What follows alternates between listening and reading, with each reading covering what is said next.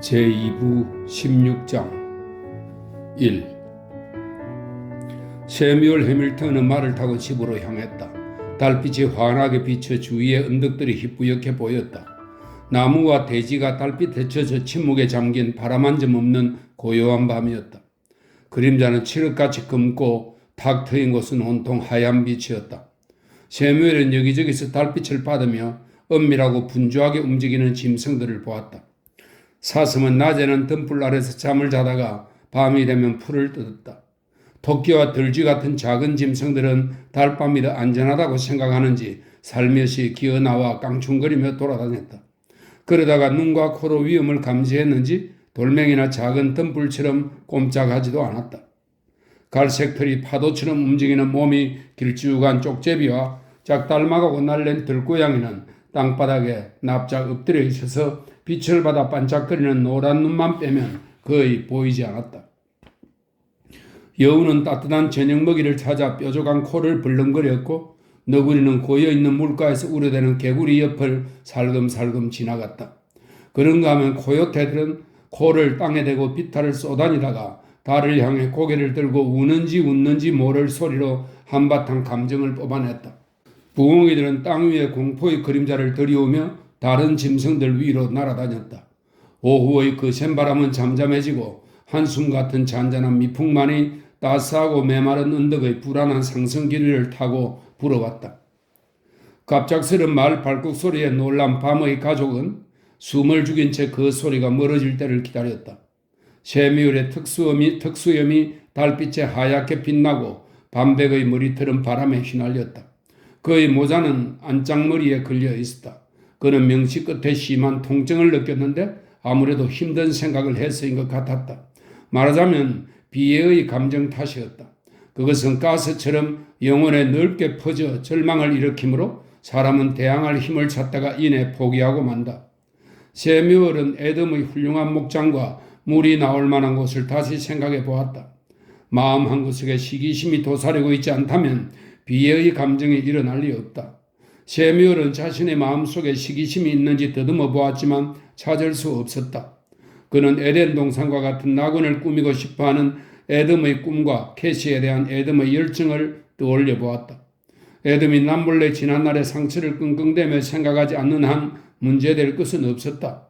새뮤얼 자신은 이미 오래전에 그 고통을 잊었다. 이젠 다 지나간 일이므로 추억은 아름답고 따스한 가운데 기분을 좋게 만들었다. 그는 유격의 허기를 잊은 지 오래였다. 새뮤얼은 나무 그늘과 빈털을 번갈아 달리면서 계속 생각에 잠겼다. 언제부터 그의 가슴 속에 비애가 스며들었을까? 그는 비로소 그 정체를 찾아냈다. 그것은 바로 캐시 때문이었다. 예쁘고 가냘프고 우아한 캐시 탓이었다. 하지만 그 여자가 어쨌다는 건가? 그 여자는 줄곧 침묵을 지켰고 세상에는 말 없는 여자가 수없이 많다. 그런데 무엇 때문일까? 그런 감정은 어디서 온 것일까? 새뮤얼은 지팡이를 들고 있을 때 느꼈던 것과 비슷한 긴장감을 그녀에게서 느꼈던 기억이 떠올랐다. 그리고 이유 없이 진저리가 쳐지던 생각이 났다. 그제야 비로소 시간과 장소와 사람이 일시에 떠올랐다. 그것은 저녁 식사 때 캐시로부터 비롯된 것이었다. 새뮤얼은 캐시의 얼굴을 그려보았다. 양미간이 유난히 넓은 눈, 예쁜 콧구멍, 작긴 하지만 감미로운 입술, 작고 야무진 턱, 그런 것들이 떠오르다가 다시 그녀의 눈이 생각났다. 그녀의 눈은 유난히 차가웠다. 그 눈 탓이었을까? 그는 핵심을 더듬어갔다. 캐시의 눈에는 아무런 감정도 메시지도 담겨 있지 않았다. 그것은 아무것도 없는 텅 빈 눈이었다. 그것은 인간의 눈이 아니었다. 그때 문득 무언가가 떠오르는 것 같았다. 뭘까? 그는 그게 무엇인지 생각해 내려고 애썼다. 그러자 추억의 장면처럼, 영화의 장면처럼 선명하게 떠오르는 것이 있었다. 그것은 아득히 먼 시간으로부터 색깔과 외침소리와 갖가지 느낌과 함께 되살아났다. 그는 팔을 곧게 뻗어야만 아버지의 손을 잡을 수 있었던 아주 어린 소년인 자신의 모습을 보았다. 그는 북아일랜드의 수도인 런던데리의 자갈길을 걸으며 대도시의 번잡함과 화려함에 정신이 팔려 있었다. 그날은 장날이었다. 인형 진열대와 채소 가게, 팔거나 경매를 하려고 행길에 내놓은 양과 말, 그 외에도 온갖 빛깔의 장난감을 파는 가게가 있었다. 거기에는 가지고 싶은 장난감이 많았는데 그의 아버지의 기분이 좋아서 사달라면 사주었을 것들이었다. 그때 사람들이 거센강물처럼 방향을 바꾸었고 그들은 홍수에 떠밀리는 나무 조각처럼 가슴과 등을 부대끼며 좁은 거리를 따라 떠밀려 가다가 넓은 광장에 도착했다. 광장을 둘러싼 건물의 회색 담 앞에는 교수형에 사용되는 밧줄 고리가 매달린 목조 구조물이 세워져 있었다. 세미울과 그의 아버지도 무수한 인파에 휩쓸려 그곳까지 밀려가 있었다. 그의 귓전에는 그때 아버지가 했던 말이 생생하게 울렸다. 어린애가 보아서는 안 된다. 어른도 그렇지만 특히 어린애가 보면 좋을 게 없어. 아버지는 방향을 바꾸어 인파 속에서 헤쳐나오려고 안간힘을 썼다. 좀 나갑시다. 길 좀 비켜줘요. 여기 어린애가 있어요. 사람들은 무표정한 얼굴로 몰려들었다. 세미울은 고개를 들어 그 구조물을 보았다. 검은 옷을 입고 검은 모자를 쓴 한 무리의 남자들이 높은 단상 위에 올라가 있었다. 그 한가운데 금발의 남자가 검은 바지에 목이 파인 연한 하늘색 셔츠 차림으로 서 있었다. 세미울은 아버지와 단상에 너무 바짝 다가서 있었으므로 목을 길게 빼고 쳐다보아야만 했다. 금발의 사나이는 두 팔이 없는 것처럼 보였다. 그는 운집한 수많은 군중을 내려보다가 세미울을 보게 되었다. 그 순간은 또렷하고 완벽하게 그의 기억 속에 남아있다. 그 사나이의 눈에는 깊이가 없었다. 그것은 사람의 눈이라고 할 수 없었다. 갑자기 단상 위에 사람들이 부산이 움직였다. 세미울의 아버지는 두 손으로 아들의 머리를 누르고 손바닥으로 얼굴과 귀를 가렸다. 아버지의 손은 세미울의 머리를 계속 짓누르며 자신의 검정 양복 상의에 바짝 갖다 댔다. 세미울은 아무리 버둥거려도 머리를 빼낼 수가 없었다. 손가락 사이로 희미한 빛만 간간히 보였고 웅성거리는 소리만 귓전을 맴돌 뿐이었다. 그때 거칠게 뛰는 아버지의 심장 소리가 들렸다. 아버지는 손과 팔의 근육에 힘을 주었다가 깊이 한숨을 내쉬고는 두 손을 가볍게 떨었다. 그 밖에도 잡다한 추억들이 있었다. 세미울은 말을 타고 집으로 가면서 허공에다 그 추억들을 떠올려 보았다. 선술집의 낡고 찌그러진 탁자 위로 왁자지껄하게 떠드는 소리와 웃음소리가 오가고 있었다. 그의 아버지 앞에는 주전자가, 어린 세미울 앞에는 달콤한 설탕과 향긋한 계피를 단 따끈한 우유 한 장이 놓여 있었다. 아버지의 입술은 이상할 정도로 새파랬고 눈에는 눈물이 걸성거렸다. 이런 일이 있을 줄 알았다면 절대로 늘 데려오지 않았을 거다. 어른이라도 그런 걸 봐서 좋을 게 없는데 꼬마 아이에게는 더하지. 나는 아무것도 못 봤어요. 세미울이 쇠된 목소리로 말했다. 아버지가 자꾸 머리를 눌렀잖아요. 그러길 잘했지. 무슨 일이었어요? 그래, 얘기해 주마. 나쁜 사람을 죽인 거란다. 그 금발머리 남자가 나쁜 사람이에요? 그렇고 말고. 그 사람을 가엾게 여길 필요는 없어. 죽어야 마땅한 사람이니까. 한 번도 아니고 여러 번이나 끔찍한 짓을 저질렀다는구나. 악마나 생각에 낼 수 있는 짓을 말이야. 그런 놈을 목매다한 것 때문이 아니라 아무도 모르게 조용히 죽이지 않고 축제를 벌인 게 마음에 안 드는구나. 나도 그 금발의 남자를 보았어요. 그가 나를 똑바로 내려다 보았어요. 그런 놈이 세상에서 사라진 것에 대해 하나님께 감사해야 한다. 그 사람이 무슨 짓을 했는데요? 너무 끔찍한 일이라 얘기해 줄 수가 없다. 아버지, 그 남자는 눈이 이상했어요. 꼭 염소눈 같다는 생각이 들었어요. 어서 우유나 마시렴. 그러면 리본 달린 막대기와 은박을 싼 기다란 호루라기를 사주마. 그림이든 반짝이 상자도 사주세요. 그럼 사주지. 어서 우유나 마셔. 자꾸 조르지 말고. 이것은 희미하게 멀어진 과거에서 끌어낸 한 장면이었다. 마을은 농장 앞의 도랑으로 들어서기 전에 있는 마지막 비탈길을 오르고 있었다. 넓적한 마을 발굽이 길바닥에 돌멩이에 걸리자 말이 비틀거렸다. 세미울은 바로 그 눈 때문이라고 생각했다. 지금까지 살아오면서 꼭 그런 눈을 두 번 보았어. 도무지 인간의 눈 같지가 않아. 그는 계속 생각했다. 밤이라서 그랬나? 아니면 달빛 때문일까? 오래전에 교수형을 당한 그 남자와 조그만 데다 예쁘장하고 임신까지 한 여자는 대체 어떤 연관이 있는 걸까? 라이자의 말이 옳아. 내 이 망상 때문에 언젠가는 지옥에 떨어질 거라고 했지. 하지만 이 망상을 떨쳐버리지 않으면 그 순진한 여자를 악마로 취급하고 말 거야. 이건 큰 실수야. 마음을 가다듬고 쓸데없는 생각을 버리기로 하자. 눈의 생김새와 색깔이 우연히 일치했기 때문이야. 아니, 그렇지 않아. 눈의 생김새나 색깔과는 상관없이 바로 그 인상 탓이었어. 그녀의 인상은 왜 그렇게 사악해 보일까? 하지만 성자의 얼굴도 때로는 그처럼 사악해 보일지도 몰라. 자, 이제 망상은 집어치우고 다시는 이 일에 마음 쓰지 말자. 그는 몸을 들었다. 그리고 공연한 생각으로 몸서리를 칠 필요는 없다고 생각을 정리했다. 세뮤얼 해밀턴은 잠시나마 남몰래 나쁜 생각을 한 벌로 살리나스 계곡에 낙원을 건설하는 일에 앞장서야겠다고 다짐했다. 2. 세뮤얼이 아침에 부엌으로 들어서자 라이자 해밀턴은 사과 같은 뺨이 더 빨개진 채로 우리에 갇힌 표범의 표정을 하고서 난로 앞을 서성이고 있었다. 떡갈나무 장작불이 열어놓은 구멍으로 활활 타올라 오븐을 뜨겁게 달구자 팬에 담긴 빵이 하얗게 부풀어 올랐다. 라이자는 늘 그런 것처럼 동이 트기 전에 일어났다. 그녀는 어두워진 후에 돌아다니는 것만큼이나 날이 밝은 후까지 침대에 누워있는 것을 죄스럽게 생각했다. 그 두 가지 다 좋은 점이라곤 하나도 없었다. 이 집에서 아무런 죄의식도 없이 해가 중천에 뜰 때까지 라이자가 손질한 빳빳한 이불을 덮고 누워있을 수 있는 단 한 사람은 바로 막내 아들 조였다. 지금 농장에는 톰과 조만 남아있었다. 몸집이 크고 혈색 좋은 얼굴에 벌써부터 멋진 코스튬을 기르고 있는 톰은 여느 때처럼 소매를 풀어내리고 식탁에 앉아있었다. 라이자는 그릇에서 걸쭉하게 반죽된 것을 퍼내 철판에 부었다. 그녀는 핫케이크가 방석처럼 부풀어 오르다가 화산의 분화구처럼 터지자 얼른 뒤집었다. 핫케이크가 노릇노릇하니 먹음직스럽게 익어갔다.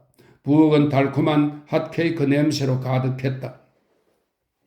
세뮤얼은 마당에서 세수를 하고 들어왔다. 그의 얼굴과 턱수염이 물기로 반짝거렸다. 그는 파란 셔츠의 소매를 내리며 부엌으로 들어섰다. 소매를 걷어올린 채 식탁에 앉는 것은 해밀턴 부인이 싫어하는 행동이었다. 그녀는 소매를 내리지 않고 식탁에 앉는 것은 예의범절에 어긋난다며 용서하지 않았다. 여보, 좀 늦었어? 세뮤얼이 말했다. 라이자는 뒤돌아보지 않았다. 그녀의 손에 들린 주걱이 날렵하게 움직여 핫케이크의 덜 익은 부분을 뒤집자 철판에서 지지직거리는 소리가 났다. 몇 시에 돌아온 거죠? 그녀가 물었다. 늦었어. 아마 11시쯤 됐을걸? 당신이 깰까봐 들여다보지 않았지. 나는 깨지 않았어요. 라이자는 심통이 나서 말했다. 무슨 기운으로 밤새 돌아다니는지 모르지만 하나님이 그에 합당한 벌을 주실 거예요. 라이자 해밀턴과 하나님이 그의 모든 문제에 대해 비슷한 생각을 갖고 있다는 것은 이미 잘 알려진 터였다. 그녀는 돌아서서 바삭바삭하게 구워진 핫케이크를 톰 앞에다 놓았다. 산체스 농장은 어때요? 그녀가 물었다. 세뮤얼은 아내 옆으로 다가갔다. 그러고는 고개를 숙여 아내의 볼그레하고 통통한 뺨에 입을 맞추었다. 당신 잘 잤소? 나한테도 인사나 좀 해봐요. 잘 잤어요? 라이자는 근성으로 인사를 했다. 세뮤얼이 식탁에 앉으면서 말했다. 잘 잤니 톰? 드레스크시는 큰일을 벌이고 있더구나. 낡은 가옥에 들어가 살겠다고 수리하고 있어. 라이자가 몸을 획 돌렸다. 여러 해 동안 소, 돼지가 살았던 거짓말인가요? 응, 마루와 창틀을 모두 뜯어냈더군. 모두 새 것으로 바꾸고 페인트를 칠했어. 그래도 돼지 냄새를 없앨 수는 없을걸요? 돼지는 씻어내도 안 되고 덮어 씌워도 안 되는 지독한 냄새를 남기거든요. 글쎄, 나도 들어가 보았는데 페인트 냄새밖에 안 나던걸. 페인트가 마르면 돼지 냄새가 날 거예요. 그는 정원에다 샘물을 끌어들인다고 하더군. 그리고 정원을 새로 만들어서 장미 같은 화초를 심을 거래. 어떤 관목은 보스턴에서 실어온다고 하고. 참, 하나님도 왜 그런 낭비를 보고만 계시는지 모르겠어요? 라이자가 퉁명스럽게 말했다. 나무를 접지해서 나한테도 좀 나누어 준다고 하던데? 세뮤얼이 말했다. 톰은 핫케이크를 다 먹고 나서 커피를 휘젓고 있었다. 아버지, 드레스커시는 어떤 사람이죠? 글쎄, 내가 보기엔 좋은 사람 같기는 하더구나. 말투도 점잖고 선량해 보이더라. 그런데 약간 몽상가 기질이 있어서 참 뭐 묻은 개가 뭐 묻은 개 나무라 한다더니 라이자가 끼어들었다. 또 그 얘기 알았다니까. 당신은 내가 실현되지 못할 몽상을 한다고 했지. 그렇지만 드레스크 씨는 현실적인 꿈을 꾸고 있어. 그걸 실현시킬 많은 돈도 갖고 있고 말이야. 자기 땅을 낙원으로 가꾸고 싶어 하는데 분명히 꿈을 이룰 수 있을 거야. 부인은 어떻게 생겼어요? 라이자가 물었다. 아주 젊고 미인이야. 말수가 적고 조용한 여자인데 곧 첫 아이를 낳을 거래. 그거 나도 알아요. 부인의 예전 이름은 뭐래요? 잘 모르겠어. 그럼 고향은 어디래요? 그것도 모르겠는걸. 라이자는 남편 앞에 핫케이크 접시를 갖다 놓은 다음 그의 잔에 커피를 따라주고 톰의 잔에도 커피를 채워주었다. 그럼 당신이 아는 게 뭐죠? 그 부인은 어떤 옷차림을 하고 있어요? 정말 멋있고 예쁘더군. 파란 드레스에 허리깨가 잘록 들어간 분홍색 코트를 입고 있었지. 자세히도 살펴봤군요. 직접 만든 옷이었나요? 아니면 상점에서 산 옷이었나요? 산 것 같은데. 잘 알지도 못하면서 라이자가 단호하게 말했다. 대시가 산호세에 갈 때 만들어 입은 여행복도 상점에서 산 옷이라고 했잖아요. 대시는 손재주가 대단하지. 셰뮤얼이 말했다. 바느질 솜씨가 훌륭하잖아. 이번에는 톰이 나섰다. 대시는 살리나스의 양장점을 차린대요. 나도 들었다. 그 애는 양장점을 차리면 성공할 거야. 셰뮤얼이 말했다. 살리나스라고요? 난 그런 말 못 들었는데? 라이자는 두 손을 엉덩이에 갖다 댔다. 우리가 실수했나 보군? 셰뮤얼이 말했다. 엄마한테는 비밀로 해두었다가 나중에 깜짝 놀라게 해줄 작정이었겠지? 그런데 우리가 그만 비밀을 발설해버렸군? 셰뮤얼이 말했다. 내게도 말하려고 했겠죠. 라이자가 말했다. 그래도 난 놀라지 않아요. 자, 하던 얘기나 계속해요. 그 여자는 뭐라고 있었죠? 누구긴요. 드레스크 부인 말이죠. 뭐라고 있었냐고? 그냥 앉아있더군. 떡갈나무 아래 의자에 말이야. 하긴 출산일이 멀지 않았으니까. 손 말이에요. 손으로 뭐라고 있었냐고요? 셰뮤얼은 잠시 생각을 했다. 아무 일도 하지 않았어. 아, 생각나는군. 손이 아주 작았어. 그 손을 무릎 위에 올려놓고 있었지. 라이자가 빈정거리는 투로 말했다. 바느질도 뜨개질도 하지 않고요. 그래, 아무것도 하지 않았어. 당신은 거기에 가지 않는 게 좋겠어요. 아무리 부자라도 게으름을 피우는 건 죄악이에요. 당신한테는 그런 걸 물리칠 저항력이 없잖아요. 셰뮤얼은 고개를 들고 큰 소리로 웃었다. 라이자는 가끔씩 그를 즐겁게 해주었는데 무엇 때문인지는 딱 꼬집어 말할 수 없었다. 나는 돈 때문에 그곳에 가는 거야, 라이자. 아침을 먹고 천천히 말할 참이었어. 그 사람이 나더러 우물을 너덕게 파달라더군. 풍차와 저수 탱크도 설치해 달라고 했어. 이번에도 말뿐인 건 아니겠죠? 물로 돌리는 풍차인가요? 그가 돈을 줄 것 같아요. 이번에도 돌아와서 돈은 추수하고 나서 준대. 이러는 건 아니죠? 그녀는 그 흉내를 내면서 이어 말했다. 아니면 또 그 사람의 부자 삼촌이 죽으면 돈을 준대 라고 말하는 건 아니겠죠? 여보, 안 봐도 뻔해요. 그 자리에서 돈을 받지 못하면 영영 떼이고 말아요. 지금까지 당신이 못 받은 돈을 전부 합치면 골짜기에 농장 하나쯤은 샀을걸요? 애덤 드레스크는 꼭 돈을 줄 거야. 셰뮤얼이 진지하게 말했다. 그는 돈이 많아. 아버지가 그에게 유산을 남겨주었다더군. 여보, 겨우내 할 수 있는 일거리요. 이번에는 저축도 좀 하고 크리스마스도 멋지게 보낼 수 있을 거야. 지하로 30cm 파내려 갈 때마다 50센트씩 받기로 했어. 게다가 풍차도 만들 거잖아. 여기 이 파이프 말고는 모두 내 손으로 만들 수 있어. 일손이 더 필요해. 톰과 조를 데려가야겠어. 조는 안 돼요. 그 애가 몸이 약하다는 건 당신도 알잖아요. 그녀가 말했다. 몸이 너무 약하니까 단련을 시키려는 거요. 그렇게 몸이 약해서는 굶어 죽기 십상이야. 그래도 조는 안 돼요. 라이자는 딱 잘라 말했다. 당신과 톰이 없으면 농장일은 누가 돌보라 말이에요?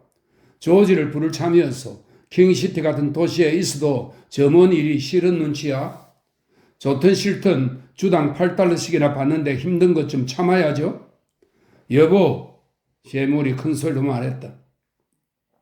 우리도 이제 은행의 고객 명단에 이름을 올릴 기회가 생긴 거요. 입을 함부로 놀려서 모처럼의 행운을 망치지 않도록 해요. 제발 부탁이요, 여보. 라이자는 오전 내내 집안일을 하면서 투덜거렸다. 그동안 톰과 셰뮤얼은 굴착기를 점검하고 날을 갈고 풍차 설계도를 새로 그리고 물탱크를 만들 삼나무에 치수를 재었다. 한낮이 가까웠어야 조가 일을 거들러 왔다. 그는 아버지가 하는 일에 관심이 많다며 자기도 데려가 달라고 졸랐다. 세미월이 말했다. 너는 집에 남아 줘. 너희 어머니가 넌 여기 남아서 집안일을 돌봐야 한다고 했어.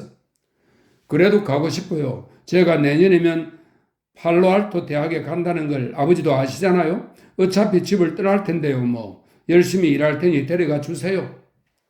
정 그렇다면 데려가긴 하겠다만 난 반대야. 엄마에게 내가 반대했다는 말은 꼭 전해야 한다. 내가 따라오지 말라고 했다는 말을 꼭 하란 말이야. 조는 싱긋이 웃었고 톰은 큰 소리로 웃었다. 아버지, 어머니한테 꼼짝 못하시네요? 톰이 짓궂게 말했다. 세미월은 나무라는 표정으로 말했다. 난 심지가 굳은 사람이야. 한번 마음먹으면 황소도 내 고집을 꺾지 못해. 여러모로 깊이 생각해보니 조는 가지 않는 게 좋겠다. 너 이 아버지를 거짓말쟁이로 만들고 싶지는 않겠지? 그럼 지금 가서 어머니께 말씀드리겠어요. 조가 말했다. 얘야, 너무 서두르지 마라. 세미월은 조의 등 뒤에다 대고 소리쳤다. 머리를 쓰란 말이야. 어머니 의견을 따르는 척해. 그동안 난 고집을 부릴 때니까. 이틀 후에 그들은 큰 마차에 목재들과 장비들을 가득 싣고 에덤의 농장으로 떠났다. 톰이 네필의 말을 물었고 세미월과 조가 그 앞에서 다리를 흔들며 나란히 앉아 있었다.